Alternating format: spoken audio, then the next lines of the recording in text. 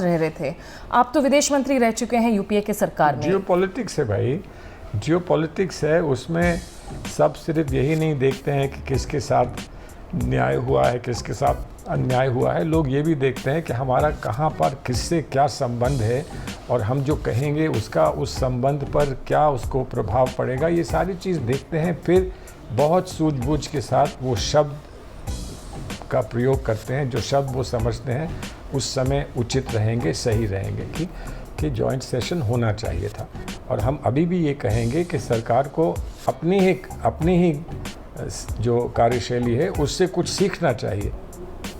नमस्कार, आदाब। आपके साथ मैं स्मिता शर्मा हूं और इस वक्त भारत की कोशिश है कि मल्टी पार्टी डेलीगेशंस दुनिया भर के जो ग्लोबल कैपिटल्स हैं उसमें से 30 से ज़्यादा देशों में भेजे गए ताकि पाकिस्तान के खिलाफ एक सबूत दिया जा सके, एक्सप्लेनेशन दिया जा सके कि एपिसेंटर ऑफ टेररिज्म रहा है और क्यों भारत ने जो मिलिट्री कार्रवाई की ऑपरेशन सिंदूर के दौरान टेरर साइट्स को टारगेट करते हुए, आखिर उनके पीछे वजहें क्या थी। सलमान खुर्शीद साहब भी ऐसे ही एक डेलीगेशन का हिस्सा थे। आपके डेलीगेशन में जॉन ब्रिटस, अभिषेक बैनर्जी भी शामिल थे, amongst other members. Japan, south Korea, Indonesia भी आप गए थे। खुर्शीद साहब, जिस मकसद के साथ आप लोग निकले थे, आपको लगता है कि वो मकसद हासिल हुआ है? What would you define as the outcome of your visit? कि आउटकम क्या होता है इंटरनेशनल रिलेशंस में? आउटकम कैश एंड कैरी नहीं होता है कि ये हमने पैसे दिए और ये हमने सामान उठाया और चल दिए। धीरे धीरे लोगों का माइंड बनाना पड़ता है, लोगों को प्रोत्साहित करना पड़ता है, गाइड करना पड़ता है, अपनी बात समझानी पड़ती है। अगर कोई प्रश्न हो उनको दूर करना पड़ता है। तो वो हमारे एम्बेसडर्स, हाई कमिश्नर्स समय समय पे करते रहते हैं।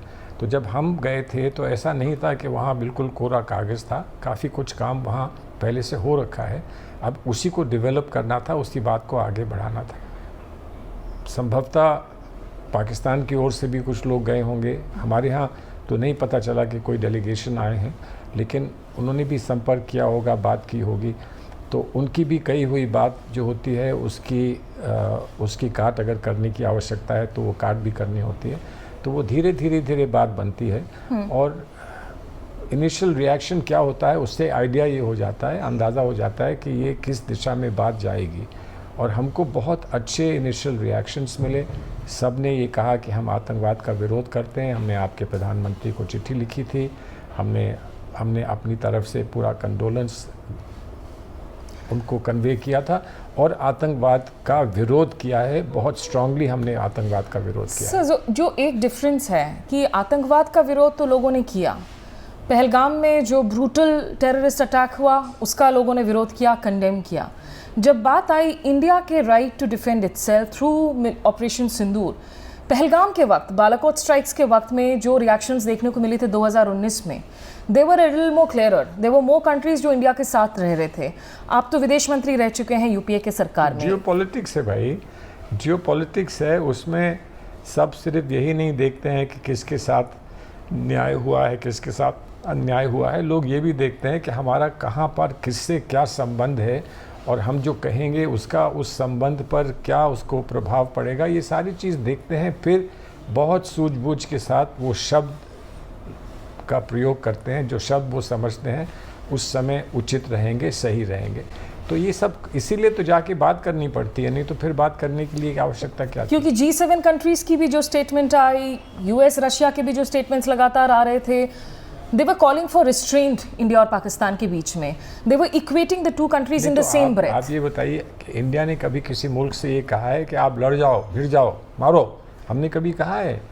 जहाँ भी झगड़ा होता है, जहाँ भी हमारा इंक्लिनेशन किसी तरफ भी हो, लेकिन हम भी यही कहते हैं ना कि इस बात को आगे मत बढ़ने दीजिए, इसको रोकिए। हमने रशिया और यूक्रेन के मामले में क्या प्रधानमंत्री ने कहा था? प्रधानमंत्री ने कहा था कि ये युग जो है ये युद्ध का युग नहीं है। कहा था कि नहीं कहा था? ऐसी ही बात तो कही जाती है। कोई कभी ये थोड़ी कहता है कि लड़ो लड़ो, भिड़ जाओ, ये तो कोई कहता नहीं। लेकिन I'm putting on the devil's hat here, as a former foreign minister, रूस के भी आप देखिए, जब रशिया यूक्रेन वॉर होती है, इंडिया ने आज तक clearly hasn't condemned it, it hasn't called कि Russia is the aggressor, but compared to that जब आप रशिया के रिस्पॉन्स को देखते हैं, not once has Russia come out very clearly and said that we stand with India, you can go and hit the terror strikes inside Pakistan। हमने भी ऐसा नहीं कहा कहीं पर कि जाओ मारो। हमने कहा है, हमने रशिया से कहा कि भेजिए उनको, मारिए, हमने नहीं कहा है। हमने यूक्रेन से नहीं कहा कि आपने जो किया वो सही किया, वो अच्छा किया। इसलिए कि दुनिया में सब लोग ये चाहते हैं कि वायलेंस और हिंसा कम से कम हो, आपस में भिड़त कम से कम हो, और जहाँ भी शांति हो सके वहाँ पर शांति हो। सब लोग ये चाहते हैं, लेकिन उसी में फिर किसी का कोई विशेष विषय होता है, उसको लेकर फिर ये तय करना होता है कि हम इनके साथ हैं कि हम इनके साथ नहीं हैं। वो बात अलग है, वो बाद में पता चलती है। लेकिन जो तत्काल किसी की प्रतिक्रिया होती है या रिस्पांस होती है, वो यही होती है कि इसको रोकिए, इसको झगड़े को बढ़ने मत दीजिए। अपने मित्र को भी आप यही कहते हैं कि इस झगड़े को आगे बढ़ने मत दीजिए, इसमें सबका नुकसान होगा। अब भारत ने एक निर्णय लिया। भारत का निर्णय ये था कि हमने अपनी बात जो है वो बता दी, जता दी और अपना लक्ष्य पूरा कर लिया। अब हम आगे नहीं लड़ेंगे, हमको आवश्यकता लड़ने की नहीं है, तो भारत ने एक निर्णय लिया। अब कुछ लोग उससे सहमत हो सकते हैं, कुछ लोग उसका विरोध कर सकते हैं, लेकिन निर्णय भारत ने सोच समझ के लिया। अब उस निर्णय को अगर सब देश ये कहते हैं कि आपने ये अच्छा किया कि आपने इसको रोक दिया, जल्द रोक दिया, अगर इसकी तारीफ़ लोग करते हैं तो उसकी तारीफ़ हमको एक्सेप्ट करनी चाहिए। Sir, one of the inherent objectives of this delegation was also to garner up more support, क्योंकि अभी बहुत सारे आम लोगों को लग रहा था कि क्यों हमारे जो देश के लोग हैं, सांसद हैं, वो गयाना जा रहे हैं, कोलंबिया जा रहे हैं, विदाउट अंडरस्टैंडिंग कि ये लोग सुरक्षा परिषद के इस वक्त अस्थायी मेंबर्स हैं।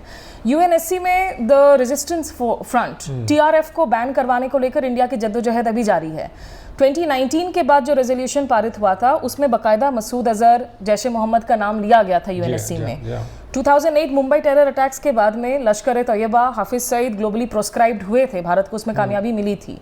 आप लोगों के विजिट के बाद में आपको लगता है कि टीआरएफ को लेकर और टीआरएफ और लश्कर के कनेक्शन को लेकर कोई नजरिया बदला है इन यूएनएससी के नॉन परमानेंट मेंबर्स का? कहना मुश्किल है कि सारे मेंबर्स तो एक जगह थे नहीं, कुछ मेंबर्स थे, कुछ नहीं थे, और जगह भी मेंबर्स थे। तो अब ये तो यूनाइटेड नेशंस में जब बैठक होगी और ये सारे लोग आपस में बात करेंगे, मिलेंगे। आप जिन देशों में गए सर, वहाँ आपको लगता है, और किस तरह के क्वेश्चंस पूछे जा रहे थे डेलीगेशन से? उस चीज़ में लोग हमारे साथ हैं, पूरी तरह से हमारे साथ हैं। किसी ने ये नहीं कहा कि नहीं हम नहीं मानते कि ये लोग वहाँ थे, ऐसा किसी ने नहीं कहा। लेकिन इसके बाद क्या कार्रवाई हो सकती है, कोई देश क्या कर सकता है, हम आखिर क्या कर सकते हैं? आज अभी हमने भी नहीं दुनिया से बताया ना। हमने ये कहा कि उनको पैसा नहीं मिलना चाहिए, उनको प्रोत्साहन का मौका नहीं मिलना चाहिए, उन पे जो अंकुश लगना है वो लगना चाहिए। हम जो लगा सकते थे वो हमने लगाया है। हमने इंडस वाटर ट्रीटी के मामले में हमने कुछ कदम उठाए हैं, उन्होंने कुछ कदम उठा दिए हैं, शिमला एग्रीमेंट के बारे में उठा दिए हैं। लेकिन इसके बाद हमने जंग को, युद्ध को तो रोका ना, हमने रोका युद्ध को। हम युद्ध आज तो नहीं कर रहे हैं, अब हम दूसरे देशों से करें कि आप जाइए हमारे लिए युद्ध करिए, ऐसा नहीं होता है। बातचीत होती है, बातचीत होकर बहुत समझदारी के साथ क्या एक संतुलित रास्ता निकाला जा सकता है, वो निकाला जाता है, जिसमें कि हमारा जो इंटरेस्ट है, हमारा जो अधिकार है, उसको कोई ठेस ना लगे, और जो आज हमारा लक्ष्य है उसको ठेस ना लगे। ये सारी बातचीत होती है। लेकिन वहीं बैठे बैठे आप कैश एंड कैरी नहीं कर सकते कि अच्छा अभी जवाब दे दीजिए, अभी जवाब दे दीजिए, आप क्या करेंगे। ये तो आगे समय, जैसे समय आगे बढ़ेगा हमको पता लगेगा, और हो सकता है कहीं जाके फिर से कुछ प्रयास करना पड़े, कहीं जाके और समझाना पड़े, या फिर किसी और तरीके से लोग समझेंगे, वो सब चलेगा, वो होता रहेगा। सर, लेकिन drawing from your experience as a former foreign minister, not just a member of the delegation right now, आपको क्या लगता है कि आगे, गिवन द फैक्ट कि इस वक्त Pakistan is also a member of the UNSC, non permanent member है, and the solid China support that it has, the China Russia proximity that we see, कितना मुश्किल होगा इस दफ़ा भारत के लिए to actually get TRF on the proscribed list? आसान कुछ भी नहीं होगा, आसान कुछ भी नहीं होगा, क्योंकि हम लोग इस समय उसमें नहीं हैं, सिक्योरिटी काउंसिल में नहीं है। हम सिक्योरिटी काउंसिल में इससे पहले थे। अब हम ये प्रयास कर रहे हैं कि जो लोग हैं वो हमारी बात कह सकें, या जो लोग अगले 2 साल के अंदर आएंगे वो हमारी बात को वहाँ रख सकें। ये हम प्रयास कर रहे हैं। ओआईसी में भी हम लोग प्रयास कर रहे हैं कि ओआईसी में हमारे अच्छे संबंध हुए हैं। अब सऊदी अरेबिया से अच्छे हुए हैं, यूएई से अच्छे हुए हैं, कतार से अच्छे हुए हैं। तो अगर इतने अच्छे संबंध हमारे हुए हैं तो वो कुछ ना कुछ वहाँ का वातावरण है उसमें कुछ परिवर्तन आएगा। ऐसा हमने मलेशिया में भी लोगों को समझाया। तो आप देखिए, इस पर मेहनत करनी पड़ेगी। सिर्फ ऐसा नहीं है कि आप 5 दिन के लिए गए, वापस आ गए और सब काम ख़त्म हो गया। ये चलता रहेगा, इसमें आगे वर्क इन प्रोग्रेस है, इसमें आगे भी काम करना पड़ेगा। So just the last 2 questions. जो आप देश के जब बाहर गए थे, रिप्रेजेंटेटिव थे, तो जाहिर सी बात है उसमें देश सर्वोपरि है, यूनिटी देश की सबसे बड़ी जो है वो प्राथमिकता है। जब अंदर आते हैं तो एक डोमेस्टिक डायनामिक्स है, पॉलिटिकल ऑपोजिशन का रोल है, कांग्रेस का अपना रोल है, और यहाँ पर ऑब्वियसली व्हाट वी ऑल्सो, जो ऑपोजिशन कहती भी है कि आप जब कहते हैं ऑपोजिशन मुक्त भारत, कांग्रेस मुक्त भारत, आप वायलेंट टर्म्स का इस्तेमाल करते हैं which is not healthy for a democracy. At the same time आप ऑपोजिशन की हेल्प भी ले रहे हैं। ऑपोजिशन ने कहा था कि आप जॉइंट सेशन ऑफ पार्लियामेंट कीजिए, एटलीस्ट वनडे का कीजिए, उस पर सरकार ने बात नहीं मानी। आपको लगता है ये सही था, गलत था? कहा था नहीं, हमारी जो अपनी पोजीशन है हमारी पार्टी की कि जॉइंट सेशन होना चाहिए था। और हम अभी भी ये कहेंगे कि सरकार को अपनी ही जो कार्यशैली है उससे कुछ सीखना चाहिए। उन्होंने सबको मिला के बाहर भेजा तो कुछ सही समझा, इसलिए भेजा। हमने उसका समर्थन किया, हमारी पार्टी ने उसका समर्थन किया, तो वो हमारी पार्टी के लिए भी, हमारी पार्टी को भी श्रेय जाना चाहिए कि हम अगर कुछ करके आए हैं तो वो इसलिए कर पाए हैं कि हम लोग वहाँ थे और सरकार की इस पहल के लिए हमारी पार्टी ने समर्थन दिया या पार्टी अग्री कर गई, उसका श्रेय हमारी पार्टी को भी मिलना चाहिए। अब रही बात हमारा यहाँ का कुछ उपाय है, कुछ हमारी की यहाँ मांग है, उस मांग को सरकार पूरा नहीं कर पा रही है, तो जो हमारी पार्टी को उस पर निर्णय लेना है वो हमारी पार्टी लेगी। अब मैं तो ये नहीं कह सकता हूँ कि मैं तो भाई उसमें होके आ गया हूँ, 5 देशों में होके आ गया हूँ, तो अब मुझसे मच आप कुछ अपेक्षा करिए। मैं पार्टी में हूँ, तो जो पार्टी की जो राय है, जो पार्टी का ओपिनियन है, या पार्टी का जो भी आगे की कार्यशैली होगी, उसमें मुझे जुड़ना पड़ेगा, पूरी तरह से जुड़ना पड़ेगा। और मैं उम्मीद करता हूं कि मुझसे कोई ये नहीं अपेक्षा करेगा कि आप हमारे साथ गए थे इसलिए आपको कुछ नहीं करना चाहिए। वो अपेक्षा भी गलत होगी।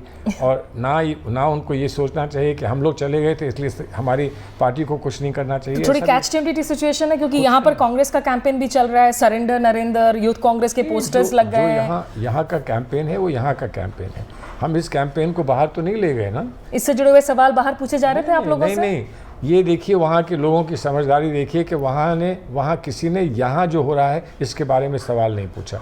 अगर पूछते तो हो सकता था कि हम किसी कठिनाई में पड़ जाते या किसी दुविधा में पड़ते। वहाँ इसके बारे में किसी ने सवाल नहीं पूछा कि वो लोग समझदार लोग हैं, वो ये जानते हैं कि यहाँ की राजनीति है, और जो इंटरनेशनल लेवल के जो मामले हैं, जो मसले हैं, जिसमें भारत के अस्तित्व का सवाल है और भारत की सुरक्षा का सवाल है, वो अलग मसले हैं। और जब उनके सामने हम लोग सब बैठे थे, विभिन्न पार्टियों के लोग बैठे थे, तो वो संदेश उनको सीधा मिल गया कि ये लोग सब मिलकर आए हैं, यहाँ कोई झगड़ा नहीं करेंगे, ये आपस में यहाँ नहीं भिड़ेंगे, ये सब मिलकर आए हैं, एक ही बात कहने आए हैं, एक ही बात कहेंगे। Why is India narrative missing from international press, sir? आप लोगों की डेलीगेशंस की भी जो है, तो आपको बताना चाहिए कि इंटरनेशनल प्रेस बड़ी पावरफुल है, इंटरनेशनल प्रेस बड़ी पावरफुल है। हम इसी बात में खुश हो जाते हैं कि हम यहाँ सोशल मीडिया पे एक दूसरे की छीछलेदर करते हैं। इंटरनेशनल प्रेस जो है वो इंटरनेशनल वर्ल्ड को इन्फ्लुएंस करती है, तो हमको अपने को थोड़ा सा उस लेवल तक रेज करना चाहिए कि हम इंटरनेशनल लेवल की बात कर सकें और इंटरनेशनल लेवल की प्रेस का मुकाबला कर सकें। वहाँ पर हमारे चैनल्स को पहुँचने की कोशिश करनी चाहिए। Just final question sir, have Mr. Salman Khurshid and Dr. Shashi Tharoor become the rebellious Congress boys? No. Has it become tough for you within the party? I can't speak for anybody else, because why should I say somebody doesn't want to rebel, somebody wants to rebel? I can speak for myself that I am grateful that my party sent me. I'm very grateful that my party sent me. And you know, there was much confabulation before it was decided who's finally going or not going, etc. But I'm grateful that my party sent me, and I consider it my duty and obligation to come back and do what my party would expect me to do, which is to fight vigorously for the party programs and for the party point of view. तो party के अंदर आपकी position awkward आप नहीं feel कर रहे? वो आप पता करिएगा, मुझे क्यों ऑकवर्ड है? मैं पार्टी का हूँ, पार्टी की तरफ से गया था, पार्टी की तरफ वापस लौट गया हूँ, मुझे क्या ऑकवर्डनेस होगी? Sir just one last question, क्या गवर्नमेंट ने आप लोगों को क्लैरिटी दी है? क्योंकि जब ये कह दिया गया है कि any act of terror will now be an act of war, अगला थ्रेशोल्ड क्या होगा आप लोगों के साथ डेलीगेशन? उस डिटेल में हम लोग नहीं गए हैं, लेकिन जो स्टेटेड पोजीशंस हैं गवर्नमेंट की, वो स्टेटेड पोजीशन जाहिर है वहाँ पर रिपीट करी गई। जो स्टेटेड पोजीशंस हैं गवर्नमेंट की। अब वो स्टेटेड पोजीशंस का क्या डिटेल होगा, क्या इम्प्लिकेशंस होगा, क्या आगे इसमें चेंज करने की ज़रूरत पड़ सकती है या नहीं पड़ सकती है, ये सारी चीज़ें तो अब डिबेट होंगी। और इसीलिए हम चाह रहे थे कि यहाँ पर एक सेशन हो जाए, एक स्पेशल सेशन हो जाए जिसमें ये सारे पहलू जो हैं वो एग्जामिन करके और उनको हम और अगर फाइन ट्यून कर सकते हैं तो फाइन ट्यून करें, लेकिन अब वो सरकार का अपना फैसला है। ठीक है, चलिए, बहुत शुक्रिया आपका हमारे साथ बातचीत करने के लिए। और आई थिंक जो इंपॉर्टेंट मैसेज सलमान साहब ने दी कि यहाँ सरकार को खुद जो उन्होंने मल्टी पार्टी डेलीगेशन बना के बाहर भेजा है, अपने ही इस अप्रोच से डोमेस्टिकली भी जो है उनको कुछ सबक लेने की ज़रूरत है। फिलहाल आपका हमारे साथ जुड़ने के लिए बहुत शुक्रिया। नमस्कार, आदाब।